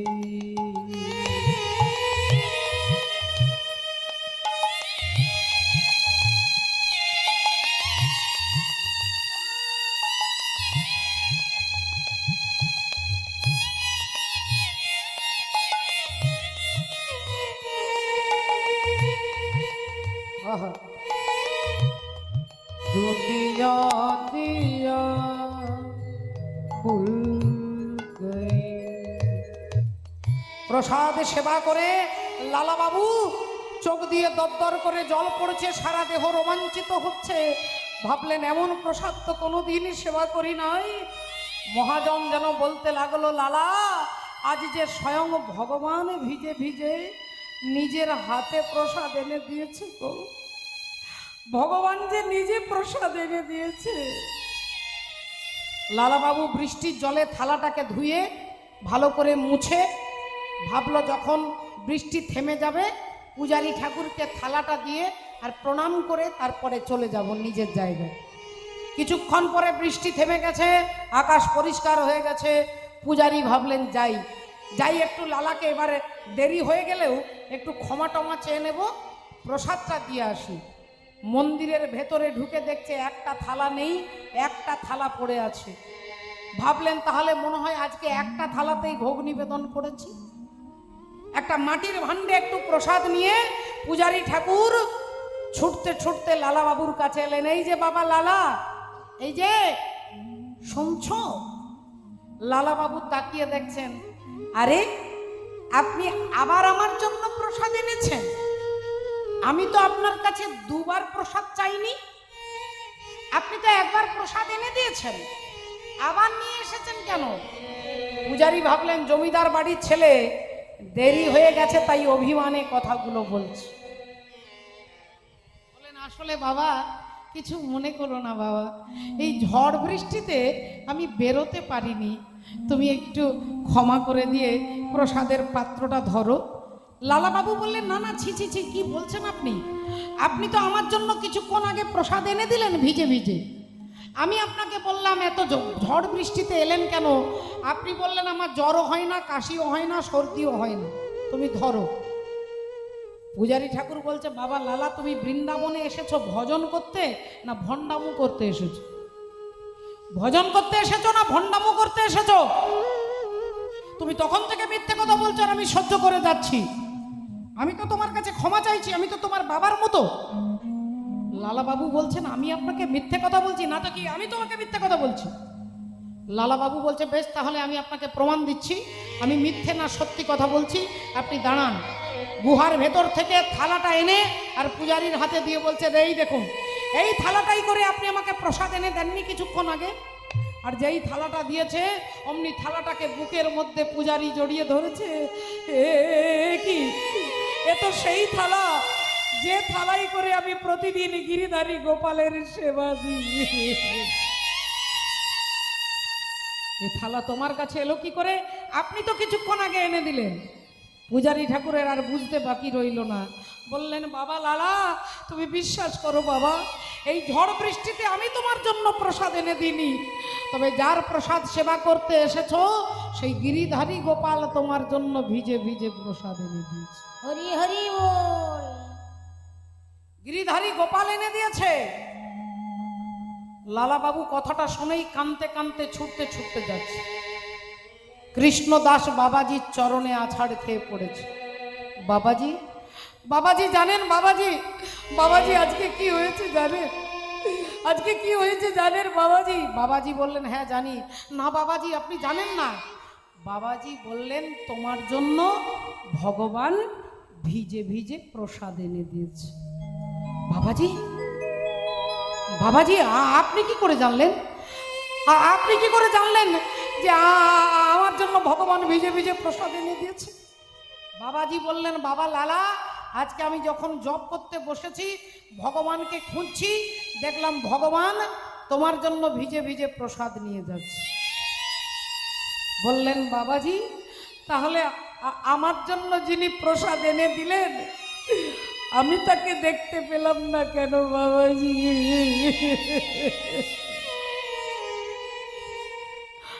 আমি তাকে কেন দেখতে পেলাম না বাবাজি? বাবাজি বললেন, তোমার গুরু দীক্ষা হয়নি তাই গোবিন্দ দর্শন হচ্ছে না। বাবাজি, আমার গুরু দীক্ষা আপনি এতদিন হয়ে গেল বাবাজি, আপনি আমাকে দীক্ষা দিচ্ছেন না কেন বাবাজি? আমার এমন কি ত্রুটি, এমন কি ভুল হয়েছে যে আপনি আমাকে দীক্ষা দিচ্ছেন না?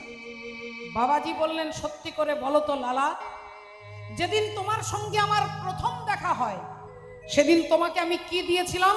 না এই ভিক্ষার ঝুলিটা দিয়েছিলেন। তোমাকে কি আদেশ করেছিলাম?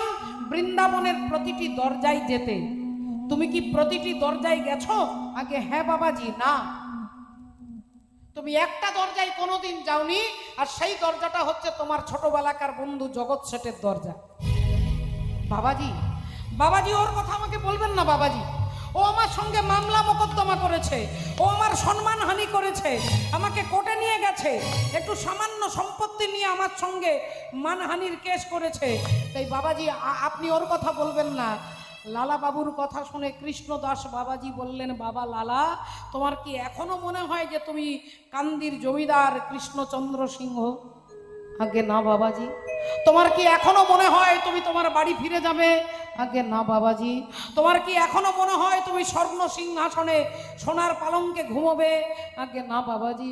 তোমার কি এখনো মনে হয় স্ত্রী পুত্র নিয়ে সংসার করবে? আগে না বাবাজি। তাহলে যে কৃষ্ণের জন্য তুমি জমিদারি ত্যাগ করলে, তোমার স্ত্রীকে ত্যাগ করলে, তোমার পুত্রের মোহ ত্যাগ করলে, এত কিছু সুখ বৈভব ত্যাগ করলে, আর সামান্য এইটুকু অভিমানটা ত্যাগ করতে পারলে না বাবু? এইটুকু অভিমানটা ত্যাগ করতে পারলে না? যে আমার সঙ্গে মামলা মোকদ্দমা করেছে, সম্মানহানি করেছে, এই সামান্য অভিমানটা ত্যাগ করতে পারোনি বলে আমি তোমাকে দীক্ষা দিইনি। আর আমি দীক্ষা দিইনি বলে গোবিন্দ তোমার কাছে এসেও ফিরে চলে গেছে। ওগো বাবাজি,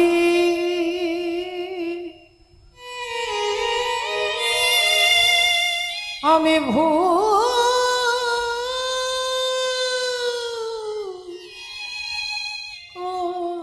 করেছি, জীবনের প্রতি শাসন রবে নামের স্মরণে, কভু বা স্মরণে হবে, কভু বা মননে। এতদিন অভিমান বুকে রেখে যোগে যারে যোগে পায় না, ঋষি যারে ধ্যানে পায় না, সেই ভগবান এলো আমার কাছে। ভগবানকে কাছে পেয়েও আমি দেখতে পেলাম না বাবাজি, আমার জীবনের সব শেষ হয়ে গেল বাবাজি, সব শেষ হয়ে গেল বাবাজি। ও সব শেষ হয়ে গেল বাবাজি, সব শেষ হয়ে গেল। যাও, এখনো অনেক সময় আছে, এখনো অনেক সময় আছে। তুমি আজকে যদি জগৎ শেঠের বাড়ি গিয়ে ভিক্ষা করে আনতে পারো, আমি আজকেই তোমাকে দীক্ষা দেব। যাও। ভক্তমণ্ডলী, ভক্তিমতী মায়েরা, লালাবাবু সেই অবস্থায় ভিক্ষার ঝুলি নিয়ে ছুটলেন জগৎ শেঠের দরজায়। দরজায় দাঁড়ি দাঁড়িয়ে আছে। দাঁড়িকে এসে বলছে, দাঁড়ি তোমার বাবুকে গিয়ে বলো আমি একজন ভিখারি লালা, তোমার বাবুর হাত থেকে এক মুষ্টি চাল ভিক্ষা চাইছি। দাঁড়ি বললেন, এই আমার মালিককে তুই বন্ধু বলছিস কেন? বলে, তোমার মালিক হচ্ছে আমার বন্ধু, আমার নাম লালা। যাও, গিয়ে তুমি বলবে, যাও। দাঁড়িয়ে আসছেন ভেতরে, জগৎ শেঠ বসে আছে। বললেন, বাবু দরজায় এক ভিখিরি এসেছে, নাম বলছে লালা। তা জগৎ শেঠ কি করে ভাববে বাবা যে 52,36,000 টাকা রোজগার করে সেই লালা তার দরজায় ভিক্ষা চাইতে এসেছে, কি করে ভাববে? বললেন, যা এই সোনার টাকাটা দিয়ে দে, যা ওকে দিয়ে দে, যা। অমনি দাড়ি যেই টাকাটা দিয়েছে, লালা বাবু বলছে, আমি ধনের ভিখারি নই গো, আমি ধনের ভিখারি নই, আমি ধনের ভিখারি নই গো, আমি ধনের ভিখারি নয়। দাও যদি মরে এক মুষ্টি ভিক্ষা, দাও যদি মোরে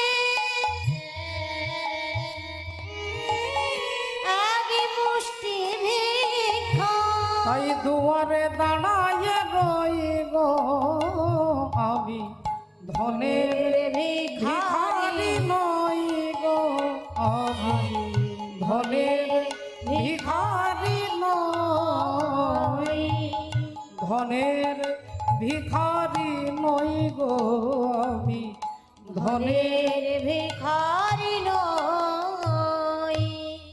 তোমার বাবুকে গিয়ে বলো তার হাত থেকে এক মুষ্টি চাল নেব। দাঁড়িয়ে এসে বলছে, বাবু এ ভিখারি সে ভিখারি নয়, বাবু এ ভিখারি সে ভিখারি নয়, আপনার হাত থেকে এক মুষ্টি চাল চাইছে। কি নাম যেন বললি? লালা। চল তো দেখি। জগৎ শেঠ যেই দরজায় এসে দাঁড়িয়েছেন, দেখছে তার বাল্য বন্ধু লালা দাঁড়িয়ে আছে। বললেন, বন্ধু তুমি আমার কাছে কি চাও? না এক মুষ্টি চাল। তুমি আমার দেওয়া টাকা, সোনার টাকাটা ফিরিয়ে দিলে কেন? চাল দিয়ে কি হবে? দাও যদি মোরে এক মুষ্টি ভিক্ষা, ওগো তবে হবে মোর গুরু পাশে দীক্ষা। দাও যদি মোরে এক মুষ্টি ভিক্ষা, তবে হবে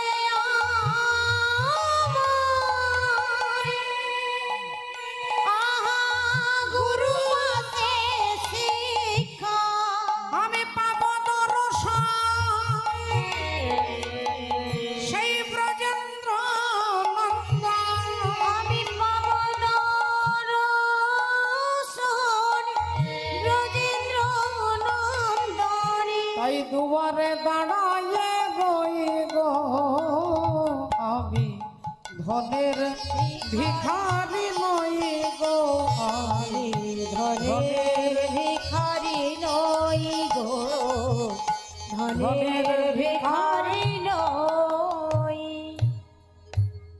যেই এ কথা বলেছে জগৎ শেঠ এক মুষ্টি চাল দিয়েছে, লালা বাবু ছুটতে ছুটতে আসছে, বাবাজি বাবাজি এই দেখুন বাবাজি, আমি জগৎ শেঠের কাছ থেকে ভিক্ষে করে এনেছি বাবাজি, আপনি বিশ্বাস করুন বাবাজি, আপনি বিশ্বাস করুন। বাবাজি বললেন, লালা তোমার পেছন ফিরে তাকিয়ে দেখো তো। লালা বাবু পিছন ফিরে দেখছে, তার বন্ধু জগৎ শেঠ তার কাছে দাঁড়িয়ে আছে। বললেন, আজ তোমাকে একা দীক্ষা দেব না, তোমাদের দুজনকেই একসঙ্গে দীক্ষা দেব। লালা বাবু এত কষ্ট, এত অপেক্ষা করার পরে তার দীক্ষা হচ্ছে, আর জগৎ শেঠ আজকেই এলো, আজকেই তার দীক্ষা হচ্ছে। কেন? কারণ জগৎ শেঠ লালা বাবুর মতো পরম ভক্তের সঙ্গে এসেছে। ভক্ত সঙ্গের এটা ফল। দীক্ষা দেওয়ার পরে আশীর্বাদ করে বললেন, গোবিন্দ দর্শন তোমার হবে, তোমার হবে, তোমার হবে।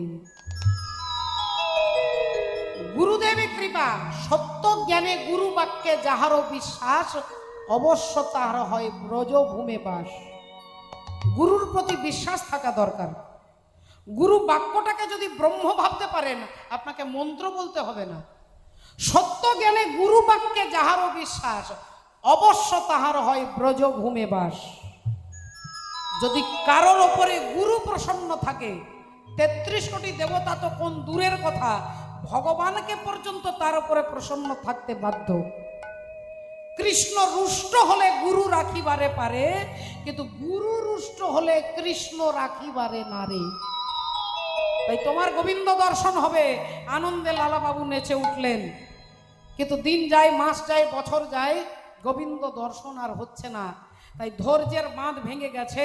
রাত্রিবেলায় মন্দিরের কাছে দাঁড়িয়ে লালাবাবু হাতটা তুলে বলে উঠল, শোনো ঠাকুর, আজকে যদি তুমি আমাকে না দেখা দাও, আগামী কাল সকালবেলায় তুমি আমাকে আর দেখতে পাবে না, আর তুমি আমাকে দেখতে পাবে না। আমি অনেকদিন অপেক্ষা করেছি, আর নয়। এখন বাবা ঠাকুর, ভক্তিমতী মায়েরা, এই যে প্রথমেই বলেছি ভগবান স্বতন্ত্র, কাকে দেখা দেবে কাকে দেবে না আপনার জোর থাকতে হবে, দাবি রাখতে হবে, আমাকে তোমাকে দেখা দিতেই হবে। এই জোর যদি আপনার অন্তরে থাকে, এটাও এক প্রকার ভালোবাসা। লালাবাবু বলছে, আজকে যদি দেখা না দাও, কাল সকালবেলায় তুমি আমাকে আর দেখতে পাবে না, আমার মরা মুখ দেখতে হবে, আমার মরা মুখ তোমাকে দেখতে হবে। রাধে। মাননীয় ভক্তমণ্ডলী, ভক্তিমতী মায়েরা, একজন ভদ্রলোক ছিলেন, কোটি টাকার মালিক ছিল, তার নাম ছিল দানচন্দ্র। কিন্তু বিশ্বাস করুন, সারা জীবনে 1 টাকাও কোনোদিন দান করেনি।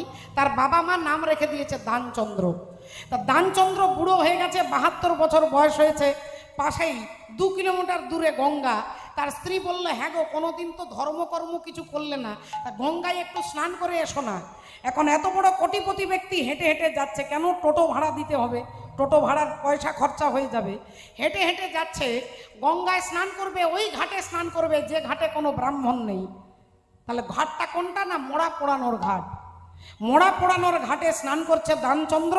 ভাবছে এখানে কেউ নেই, কোনো দক্ষিণাও লাগবে না, ডুব দিয়ে আর উঠে চলে যাব ঘর। আর যেই তিনি ডুব দিয়েছে, অন্তর্যামী ভগবান তাকে পরীক্ষা করবার জন্য ব্রাহ্মণ সেজে দাঁড়িয়ে আছে। যজমান কি জয় হোক। দানচন্দ্র বললেন, কি ব্যাপার, তুমি কোথা থেকে এলেন? আমি মাঝে মাঝে এই ঘাটে আসি আর কি, এই ঘাটে আসি। যে কেউ আসে আমাকে ভালোবেসে ভক্তি করে, কেউ 1 বছরের খাবারের টাকা দেয়, কেউ 6 মাসের টাকা দেয়। দানচন্দ্র বললেন, তুমি কি ভেবেছো আমি 6 মাসের টাকা দেব? ব্রাহ্মণরূপী ভগবান বললেন, না, 6 মাসের দিতে হবে না, 1 মাসের দাও। দানচন্দ্র বললেন, 1 মাসের কেন, 15 দিনের দেব না। ভগবান বললেন, 15 দিনের দিতে হবে না, 7 দিনের মতো দাও। দানচন্দ্র বললেন, 7 দিনের কেন, 3 দিনের দেব না। ভগবান বললেন, 3 দিনের দিতে হবে না, 1 দিনের দাও। দানচন্দ্র বললেন, 1 দিনের কেন, 1 বেলার দেব না। ভগবান বললেন, 1 বেলার দিতে হবে না, জল খাবারের টাকাটা শুধু দাও। তো দানচন্দ্র রেগে গিয়ে বলছে, ঠিক আছে, 1 টাকা, তো তুমি আমার ঘরে যেও, এখন আমি টাকা পয়সা আনিনি, তুমি একদিন যাবে আমার ঘরে, আমি 1 টাকা তোমাকে দিয়ে দেবো, আজকে ধার রইল। দানচন্দ্র ভাবছে কোনো রকমে ছাড় পেয়ে গেছি, আর 1 টাকাও দিতে হলো না, ঘর চলে এসেছে। কি করে জানবে বাবা? পরের দিন ভগবান তিনি সেই ব্রাহ্মণ সেজে তার ঘরের দরজায় চলে গেছে, দরজা ঠক ঠক করছে। তা দানচন্দ্র তার স্ত্রীকে বলছে, দেখ তো কে এসেছে। স্ত্রী দরজা খুলেছে, ব্রাহ্মণ রূপী ভগবান বলছেন, এটা কি দানচন্দ্র বাবুর বাড়ি? আগে হ্যাঁ, যান ওনাকে বলুন, আমি ওনার কাছে 1 টাকা পাবো, গঙ্গায় স্নান করতে গিয়েছিল, 1 টাকা আমি ওনার কাছে পেতাম আর কি। তা স্ত্রী এসে বলছে, বলি হ্যাঁ গো, ব্রাহ্মণের কাছে 1 টাকা ধার, তা তুমি 1 টাকা দিতে পারোনি? বলে কেন? না ওই ব্রাহ্মণ ঘর চলে এসেছে। বলে এরকম খতরনাক ব্রাহ্মণ তো দেখিনি, 1 টাকার জন্য এত দূর 2 কিলোমিটার হেঁটে হেঁটে চলে এসেছে। তা যা ওকে গিয়ে বল আমার শরীর খারাপ। তা ওনার স্ত্রী বেরিয়ে বলছেন, কিছু মনে করবেন না, স্বামীর শরীর খারাপ, অন্যদিন আসবেন।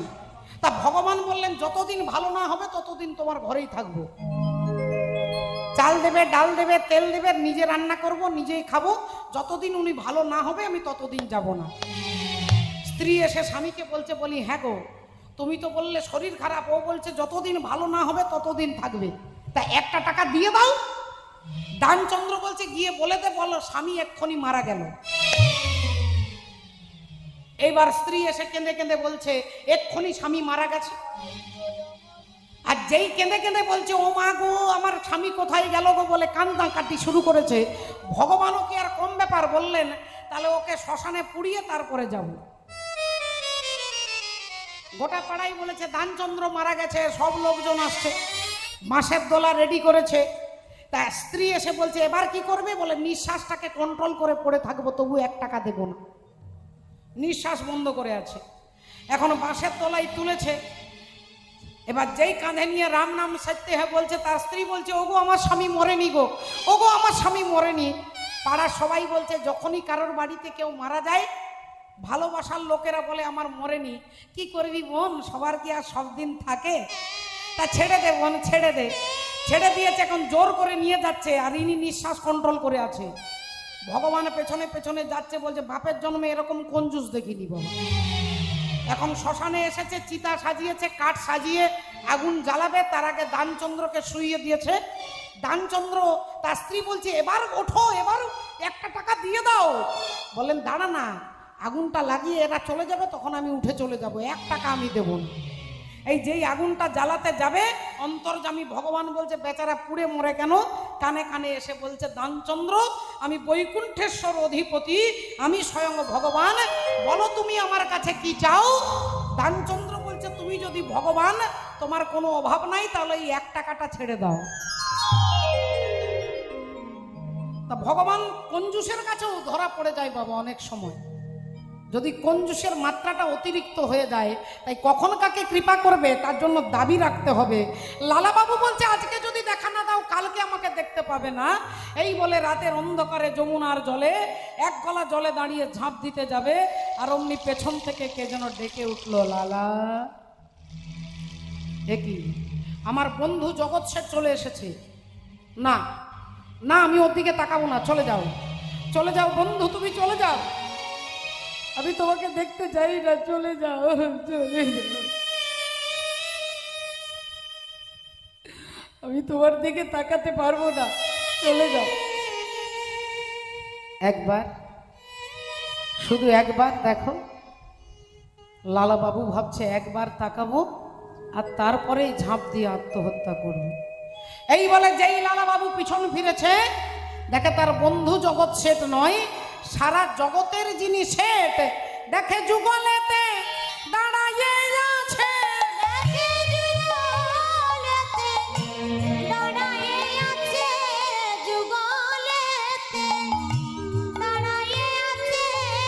ও দেখে যুগলেতে দাঁড়াইয়ে আছে।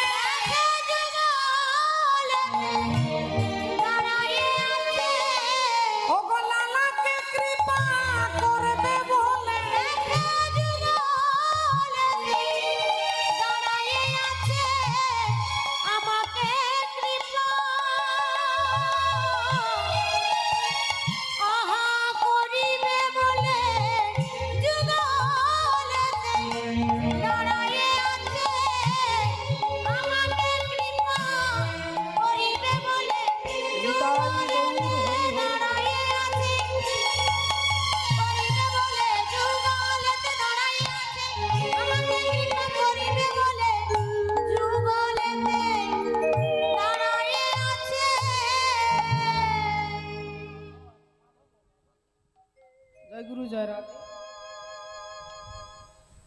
আপনারা পরবর্তী রাসলীলা সাধন করবেন। আমি কমিটির ছোট্ট ছোট্ট ভাইরা এবং বাবু বলে গেলেন একটি উড়িয়া ভজন গাইতে, আমি অবশ্যই গাইব।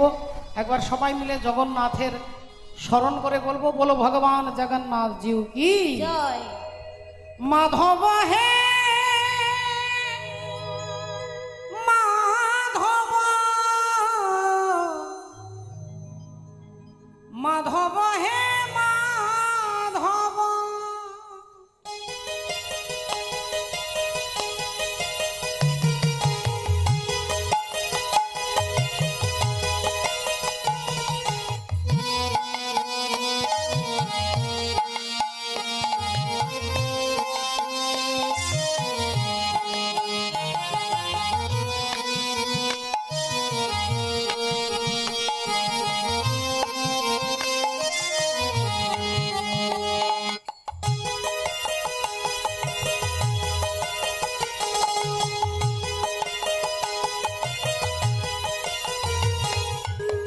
মুঠে পাখড়রে পেট পুরে মর, মুঠে পাখড়রে পেট পুরে মর, ছপণ ভোগরে নাহি তলভ।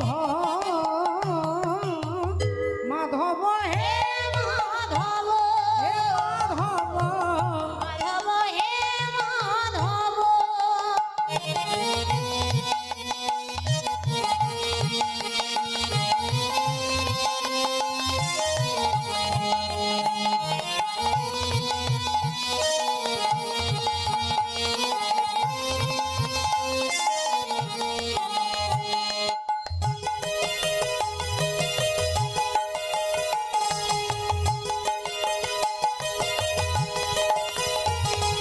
বাটিয়া সম্পত্তি লোড়া নাহি মোর,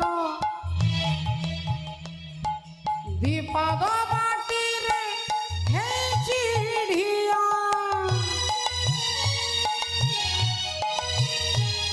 ও নিঝরে কাহিঠি লোভ করিনি রে, এ দেহরে দিলে নাহি মনিয়া, খন্ডিয়ে লুগারে লাজ লুচে মর, খন্ডিয়ে লুগারে লাজ লুচে মর, খন্ডুয়া ফটরে নাহি তলভ।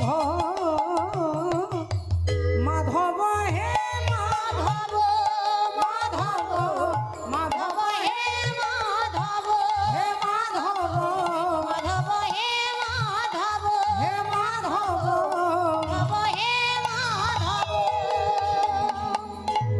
জয় রাধে।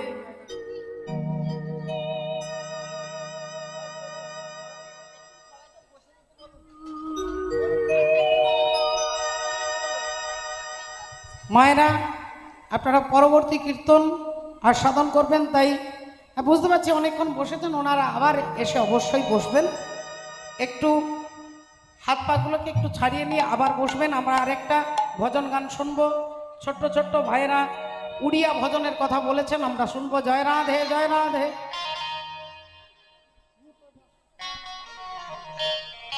অমর কণা চাঁদর মহসুণা চাঁদর,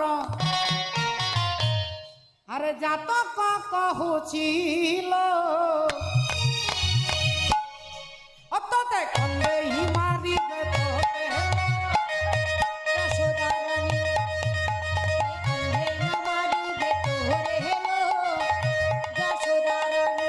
এ মোর কণা চাঁদর মহসুণা চাঁদর, মহকণা চাঁদর সুণা চাঁদর, জাতক কহুছিল অততে কন্দে হিমারি বেততে, যশোদা রানী ততে কন্দে হিমারি বেতরে হেলো, যশোদা রানী। পুয়া হব তোর নট ঘটিয়া, সিয়ে ভাঙিবে গোপীঙ্ক মাঠিয়া। পুয়া হব তোর নট ঘটিয়া, সিয়ে ভাঙিবে গোপীঙ্ক মাঠিয়া। পাল চোরেই খাইব শরণ বনি, ততে কন্দে হিমারি বেততে,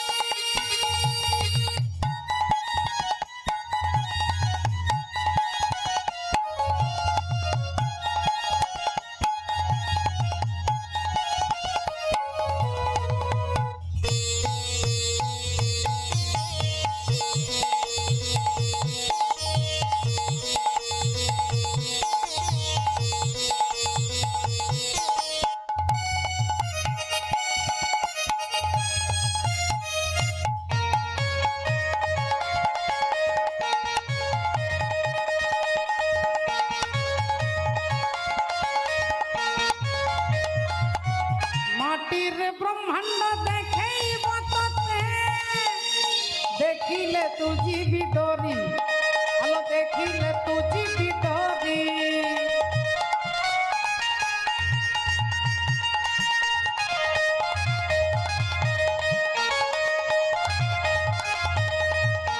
সারা জগতকু ঘোড়া কামাতিব হাথরে বইসি ধরি হাথরে বইসি ধরি দিনে অক্রূর রথরে ছাড়িল সিয়ে ছাড়ি জীবিততে ছাড়িল দিনে অক্রূর রথরে ছাড়িল সিয়ে ছাড়ি জীবিততে ছাড়িল বাঁধি পারিবিনি তু পড়ত কানি তোতে মারিবে তোরে এলো যশোদা রানী তোতে কান্দে মারিবে তোরে এলো যশোদা রানী তোতে কান্দে মারিবে এলো নিতাই গৌর শিলনাথ ব্রহ্মানন্দে এলো মারিবে তোরে এলো যশোদা রানী